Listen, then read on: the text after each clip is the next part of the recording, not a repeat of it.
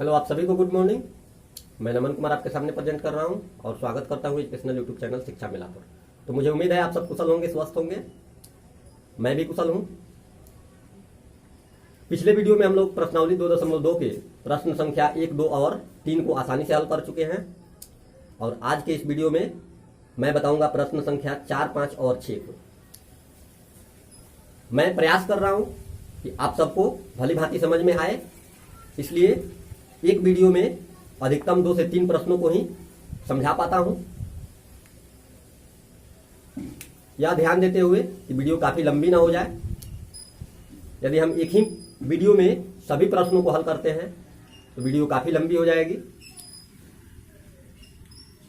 तो आइए अब देखते हैं हम इस प्रश्नावली के प्रश्न संख्या 4 को। प्रश्न संख्या 4 कहता है, दो विभिन्न मूल्य वाली 35 कलमों का मूल्य 60 रुपया है। यदि एक सस्ती कलम का मूल्य 1 रुपया 50 पैसा एवं एक महंगी कलम का मूल्य 2 रुपया है तो कितनी महंगी कलमें खरीदी गई? महंगी कलमों की संख्या बताना है। सबसे पहले हम मान लेते हैं महंगी कलमों की संख्या x है। माना महंगी कलमों की संख्या x है, इसलिए सस्ती कलमों की संख्या हो जाएगा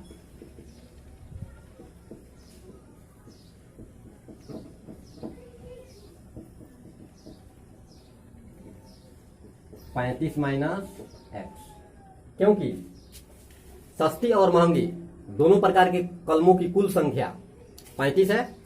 यदि हम महंगी कलमों की संख्या x मान लेते हैं तो सस्ती कलमों की संख्या 35 माइनस x हो जाएगा। अब प्रश्न हमें कहता है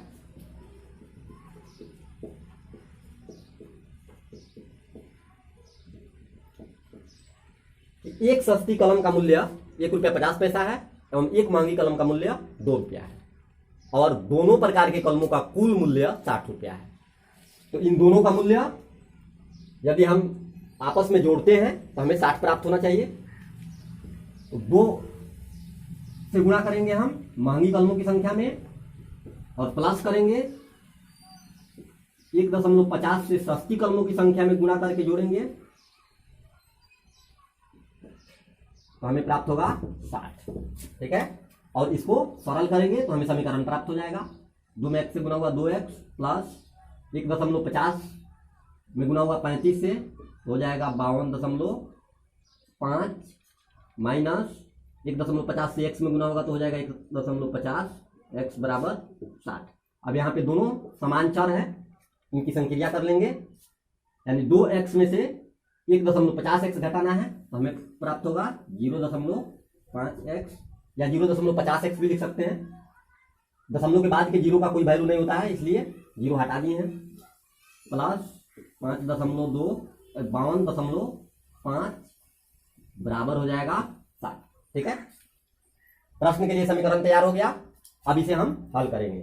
तो बाएं पक्ष में जो हमारा चर है, इस चर को छोड़कर बाकी इन दोनों अचर को हमें दाहिने पक्ष की ओर लेकर चलना है और जब भी दाहिने पक्ष की ओर जाता है तो इसका चिन्ह बदल जाता है।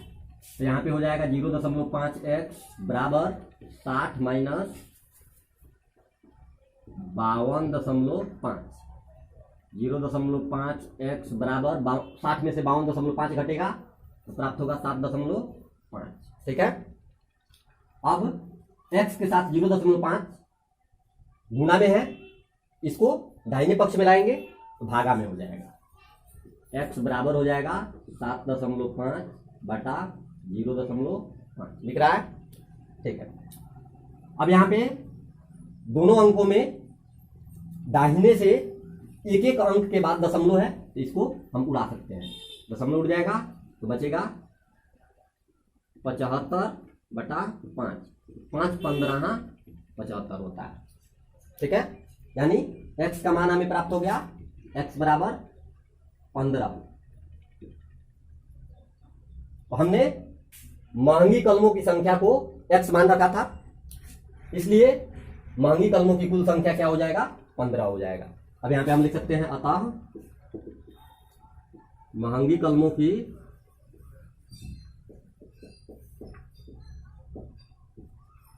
कुल संख्या बराबर 15 है। ठीक है, इस प्रकार चौथा प्रश्न हल हो चुका। अब हम देखते हैं प्रश्न संख्या 5 को।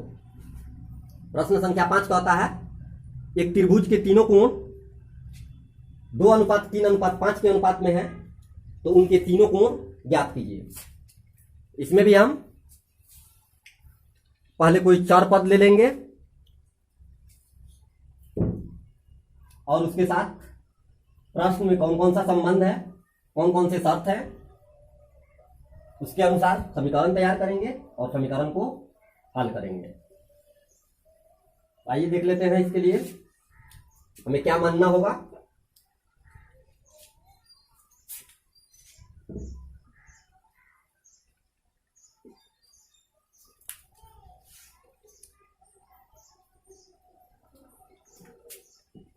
माना त्रिभुज के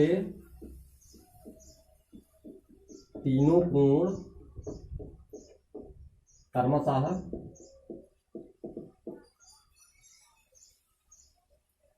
कितना अनुपात है, 2:3:5, 2x 3x 5x है। त्रिभुज में 3 कोण होते हैं, आप सबको मालूम होगा, और तीनों कोण का योगफल 180 होता है। चाहे कोई भी त्रिभुज हो, त्रिभुज के तीनों कोणों का योगफल 180 डिग्री होता है। तो जब भी कोई प्रश्न अनुपात के साथ होता है तो उसी अनुपात में हम कोई चर पद सटा लेते हैं और उसके अनुसार प्रश्न के शर्तों पर काम करते हैं, तो हमें समीकरण प्राप्त हो जाता है। तो यहां पे 2:3:5 दिया था, तो सभी अनुपात में हमने x सटा लिया।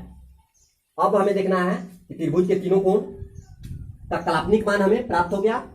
अब इन तीनों को यदि हम जोड़ते हैं तो हमें 180 प्राप्त होगा। तो इसके लिए समीकरण तैयार होगा, 2x + 3x + 5x बराबर 180। यहां पे कारण में लिख सकते हैं, क्योंकि किसी त्रिभुज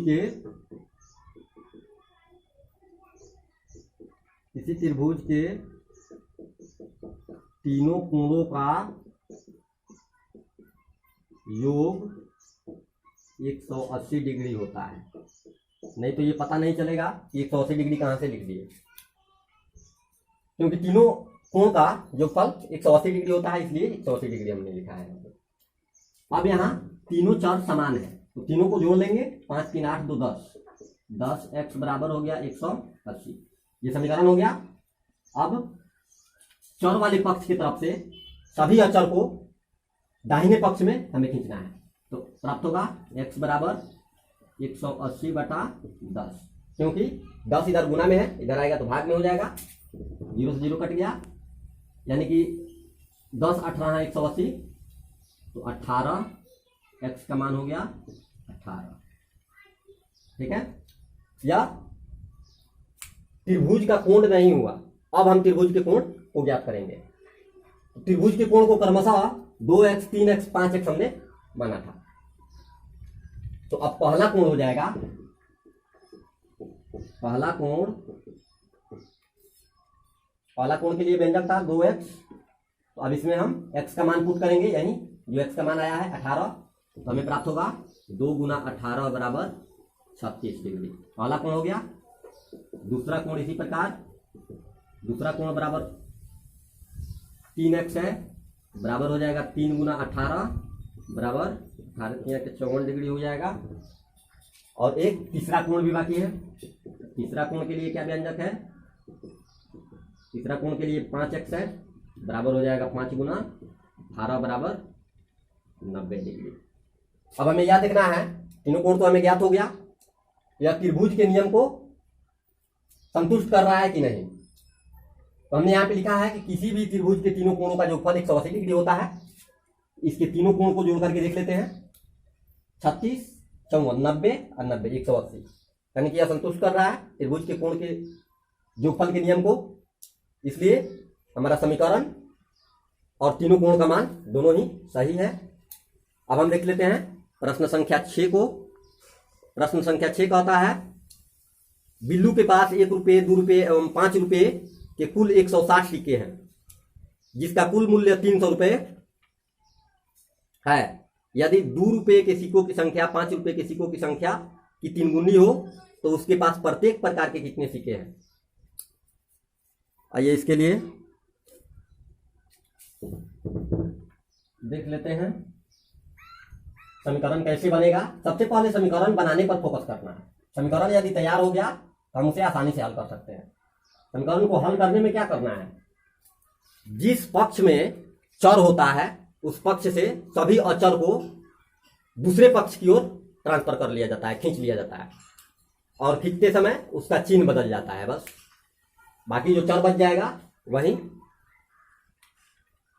हमारा हल हो जाएगा समीकरण का। तो यहां मान लेते हैं हम 5 रुपये के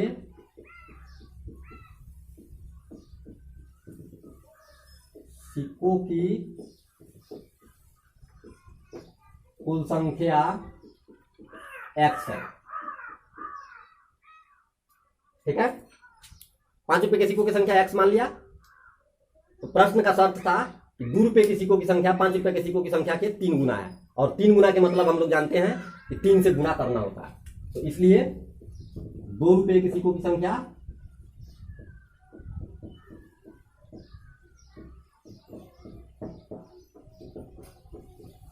हो जाएगा 3x। ठीक है, तथा 1 रुपये के सिक्कों की संख्या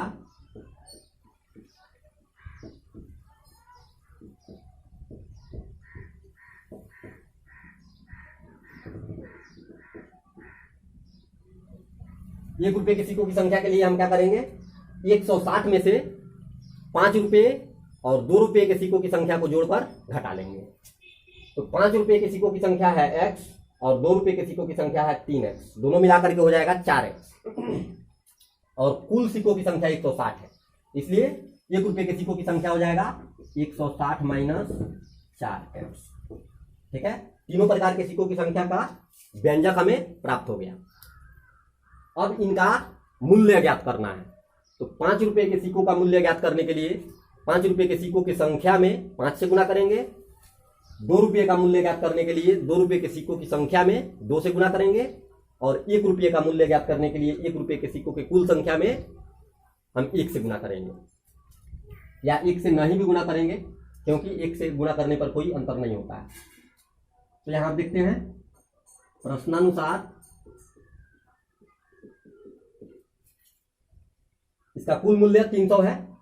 तो x में 5 से गुना करेंगे, 5x प्लस इसमें 2 से गुना करेंगे, और इसमें 1 से गुना करेंगे। यानी 1 से गुना करने पर कोई प्रभाव नहीं पड़ता है, केवल व्यंजक को ही लिख देंगे, और बराबर हो जाएगा 300, क्योंकि कुल मूल्य 300 है। 5x यहाँ बच जाएगा, प्लस यहाँ पे 3 गुना 6x हो जाएगा, प्लस 160 माइनस 4x बराबर 300। अब हम इधर से सभी समान चर को एक साथ संक्रिया कर लेते हैं। तो यहाँ 5x है और 6x है, दोनों को जोड़ना है, तो 11x हो जाएगा। 11x में से अब यहाँ पे 4x घटाना है, 11 में से 4 जाएगा तो 7x बच जाएगा।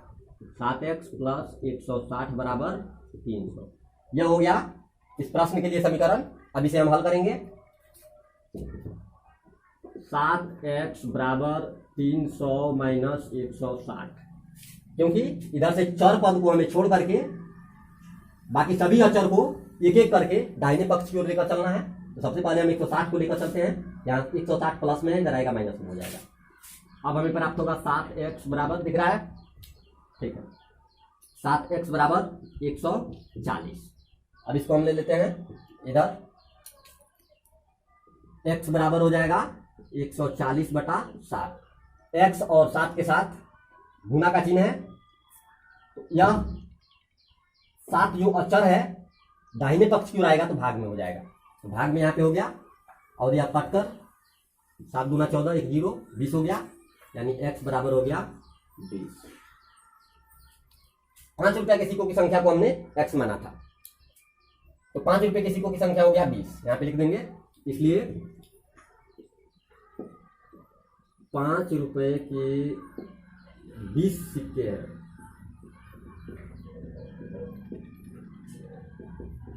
बिल्लू के पास ₹5 के कितने सिक्के हैं? तो 20 सिक्के हैं। अब ₹2 के सिक्कों की संख्या, क्योंकि सभी सिक्कों की संख्या ज्ञात करना है, ₹5, ₹2 और ₹1, तीनों प्रकार के सिक्कों की संख्या को ज्ञात करना है। तो ₹2 के सिक्कों की संख्या हो जाएगा, ₹2 के सिक्कों की संख्या के लिए व्यंजक है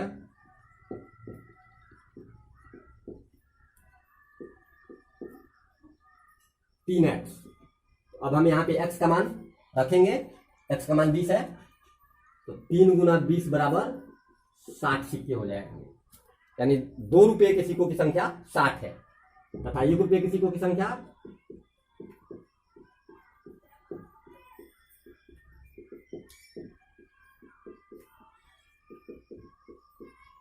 ₹1 के सिक्कों की संख्या हो जाएगा। उसके लिए व्यंजक है 160 माइनस 4x। इसको हम यहां पे लिख देते हैं।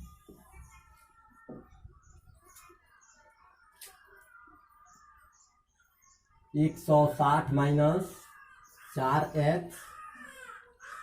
160 माइनस 4 गुना 20, 160 माइनस 20 का 80, 160 में से 80 घटेगा, बच जाएगा 80, यानी कि ₹1 के सिक्कों की संख्या हो गया 80। तो ये रहा 5वां प्रश्न का हल। इस प्रकार हम लोग और भी कोई समीकरण हो तो हम सबसे पहले उसका समीकरण तैयार करेंगे और समीकरण तैयार करके आसानी से उसका हल ज्ञात कर लेंगे, वहीं प्रश्न का हल हो जाएगा। तो मुझे उम्मीद है कि आप सबको समझ में आया होगा। फिर मिलते हैं अगले वीडियो में प्रश्न संख्या 6 से लेकर 10 तक के प्रश्नों को लेकर। तब तक के लिए बाय बाय, टेक केयर।